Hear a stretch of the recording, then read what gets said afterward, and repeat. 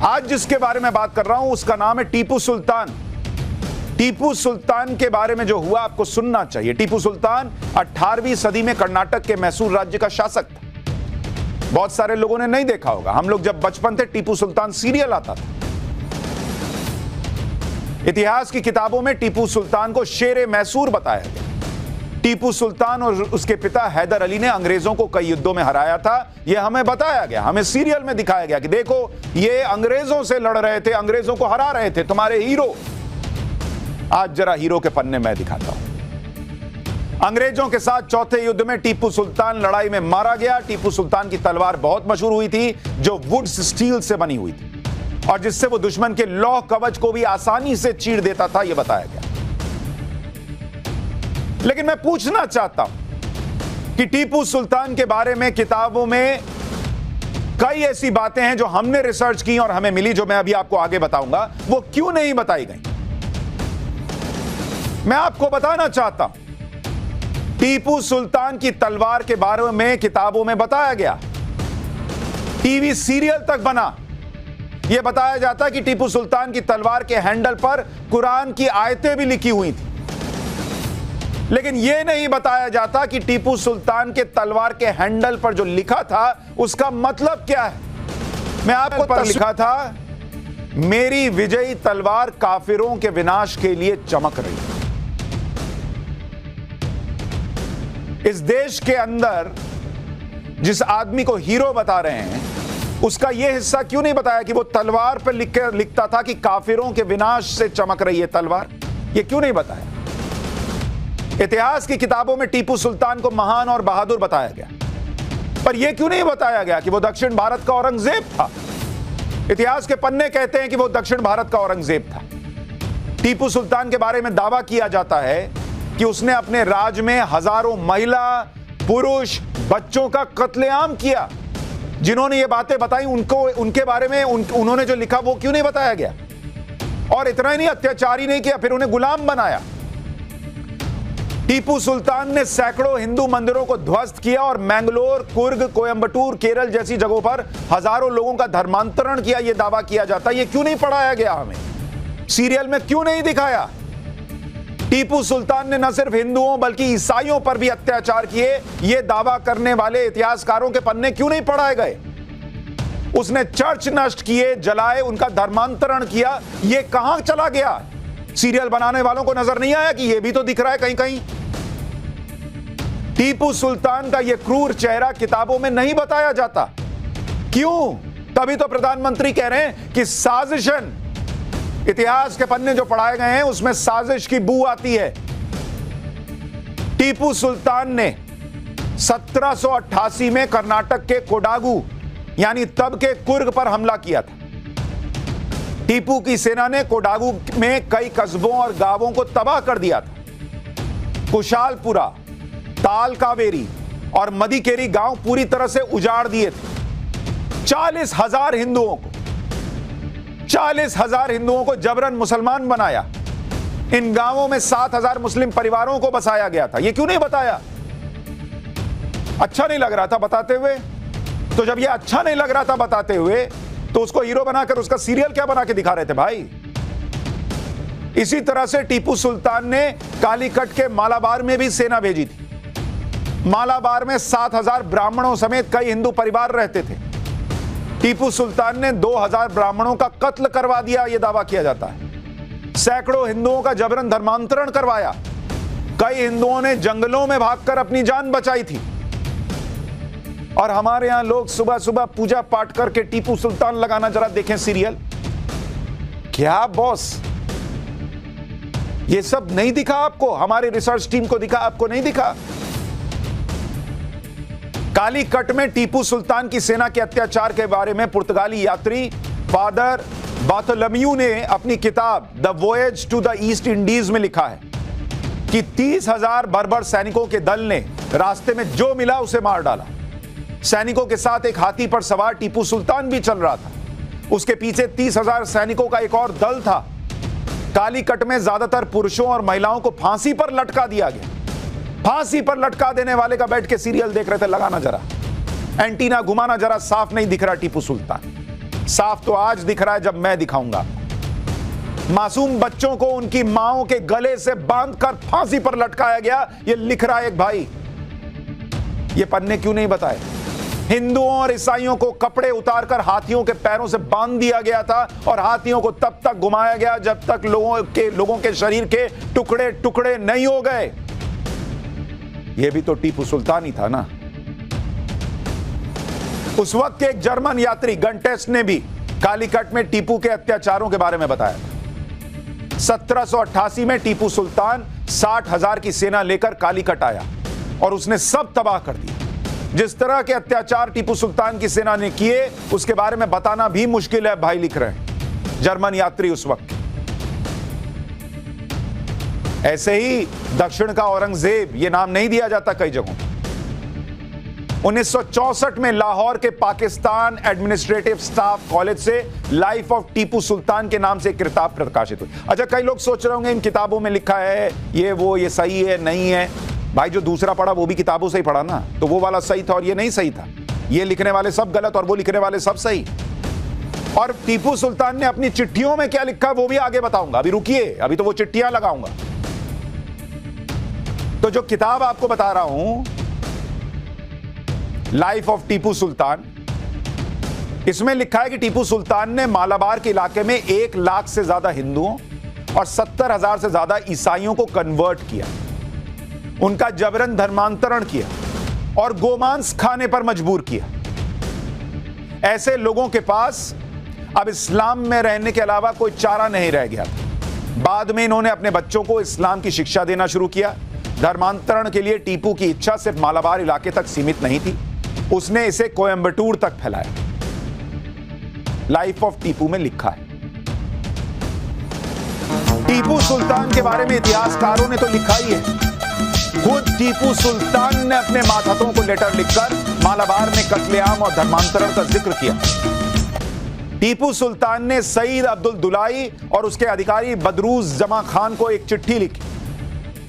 उस चिट्ठी में क्या लिखा आपको पता है? टीपू सुल्तान खुद लिख रहा है कि अल्लाह की रहमत से कालीकट में लगभग सभी हिंदुओं को मुसलमान बना दिया गया। केवल कोचीन राज्य की सीमाओं पर कुछ लोग बचे हैं जिनका धर्मांतरण नहीं हुआ है। मैं बहुत जल्दी उनका भी धर्मांतरण कराने के लिए संकल्पित हूं। इस लक्ष्य को हासिल करना मैं जिहाद मानता हूं। आपके 2 पत्र मिले जिसमें आपने 135 हिंदू बंदियों के खतना करवाने के बारे में बताया, जो एकदम सही है। हाल ही में मालाबार में एक शानदार जीत मिली जहां हमने 4 लाख हिंदुओं को इस्लाम कबूल करवाया है। यह टीपू सुल्तान लिख रहा है और उसको बैठकर हीरो की तरह हम टीवी सीरियल में देखते हैं, किताबों में पढ़ते हैं। मैं कहता हूं हीरो है नहीं, ये भी लिखो ना भाई, ये भी दिखाओ ना भाई, और पब्लिक को तय करने दो कि ये भी लिखा मिलता है। अब बताओ हीरो है कि विलन है? जिसको हीरो बनाना होगा वो बनाएगा, जिसको विलन बनाना होगा नहीं बनाएगा। क्या बनाएगा? अपने हिसाब से तय तो करने दो। ये क्यों काट छाट दिया भाई?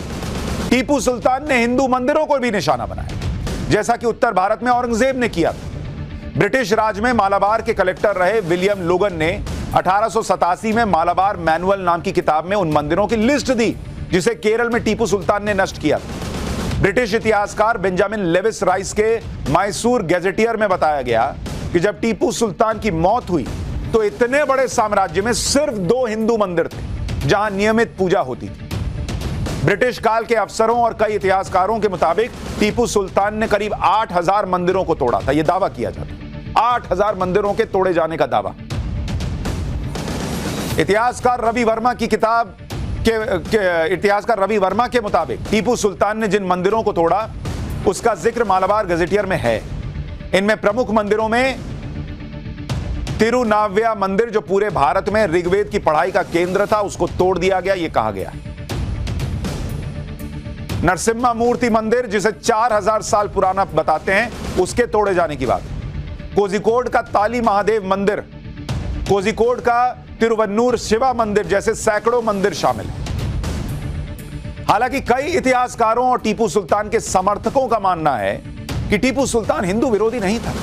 उसने तो मंदिरों को दान दिया था और मंदिरों की सुरक्षा करता था। जैसे जो आपको बताया गया उसका रिवीजन कराता हूं। आपको बताया गया कि टीपू सुल्तान ने कर्नाटक के श्रृंगेरी मठ को मराठों के आक्रमण से बचाया था। श्रृंगेरी मठ के जीर्णोद्धार के लिए टीपू सुल्तान ने दान भी दिया था। टीपू सुल्तान ने अपनी राजधानी श्रीरंगपट्टनम के श्रीरंगनाथ मंदिर को भी चांदी का पात्र दान किया था। इसके अलावा नंजनगुड़ा में स्थापित नंजुंडेश्वरा मंदिर में मूर्ति स्थापित करवाई। लेकिन कई इतिहासकारों का मानना यह भी है कि टीपू सुल्तान ने कुछ मंदिरों के साथ जो दरियादिली दिखाई वो उसकी रणनीति का हिस्सा था, क्योंकि टीपू सुल्तान अंग्रेजों के साथ तीसरे युद्ध में बहुत कमजोर पड़ गया था। उसके सामने मराठा निजाम और अंग्रेजों की चुनौती थी।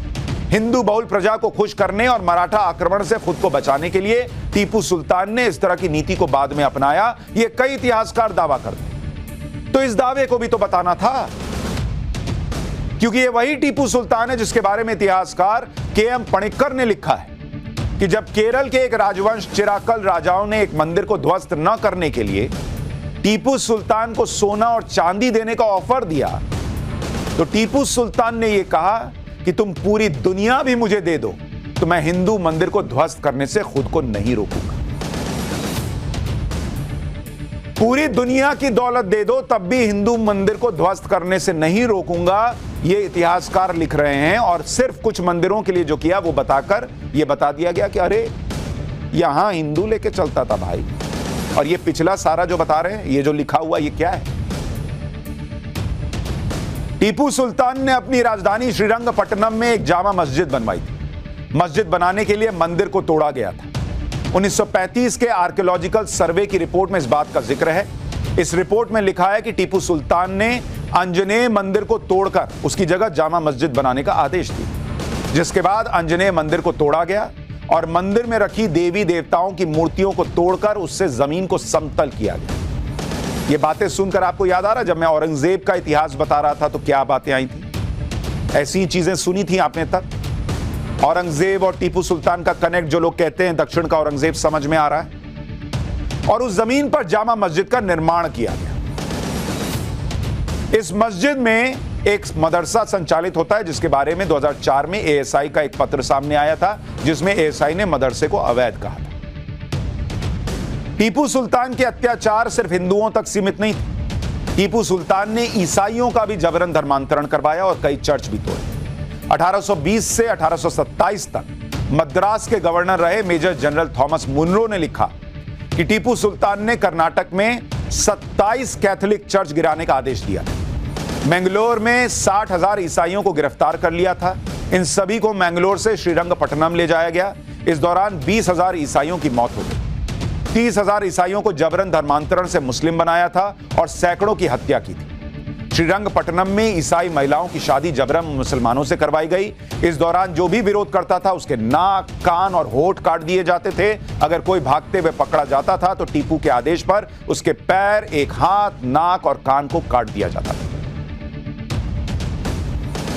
1799 में चौथे एंग्लो मैसूर युद्ध में टीपू सुल्तान की मौत के बाद कर्नल विलियम किर्क पैट्रिक को फारसी में टीपू की हैंडराइटिंग में लिखे 2000 से ज्यादा लेटर मिले थे। इन चिट्ठियों में टीपू ने हिंदुओं को काफिर के तौर पर बताया था और अंग्रेजों को ईसाई बताया, जिसके सफाए और फिर धर्मांतरण की जरूरत टीपू ने बताई, जिससे भारत में इस्लामिक राज को स्थापित किया गया। 1782 में राज संभालते ही टीपू ने सबसे पहला काम किया था कि उसने शहरों और कस्बों का हिंदू नाम बदलकर इस्लामिक नाम रखना शुरू किया। जैसे मैसूर को नजरबाद किया, मैंगलोर को जलालाबाद किया, कोझिकोड को इस्लामाबाद का नाम दे दिया। टीपू ने सरकारी कामकाज की भाषा कन्नड़ और मराठी से फारसी कर दी। टीपू सुल्तान ने इस्लामिक नियमों के हिसाब से कैलेंडर बनाए। वजन और दूरी मापने के पैमाने भी इस्लामिक आधार पर कर दिए गए थे। लेखक एम.एच. गोपाल ने अपनी किताब Tipu Sultan's Mysore an economic study में लिखा है कि टीपू ने सेना और प्रशासन के अहम पदों पर ज्यादातर मुसलमानों को रखा। मुसलमानों को टैक्स नहीं देना पड़ता था। इस्लाम धर्म अपनाने वालों को टैक्स देने से छूट मिल जाती थी। क्यों नहीं बताया यह सब? इस देश के लाखों करोड़ों हिंदू आराम से उठकर सुबह पूजा पाठ करके इस आदमी का सीरियल देखते हैं। कितने लोग इसकी किताबें पढ़ते हैं, इस किताबों में इसके बारे में पढ़ते हैं। मैं सिर्फ इतना पूछना चाहता हूं कि अगर इस देश में हिस्ट्री सही ढंग से लिखी गई है तो ये बातें जो लिखी गई हैं, जिन इतिहासकारों ने लिखी हैं, टीपू सुल्तान की चिट्ठियों का जो जिक्र है, वो कहां चला गया? सोचिएगा, पूछिएगा। और इसलिए कहता हूं, पाठशाला में हिस्ट्री ठीक से पढ़ाने का कार्यक्रम कर रहे हैं। जो छुपाया गया वो भी बता रहे हैं, जो मिटाया गया वो भी ला रहे हैं। इसलिए पढ़िए भी, देखिए भी और दिखाइए भी।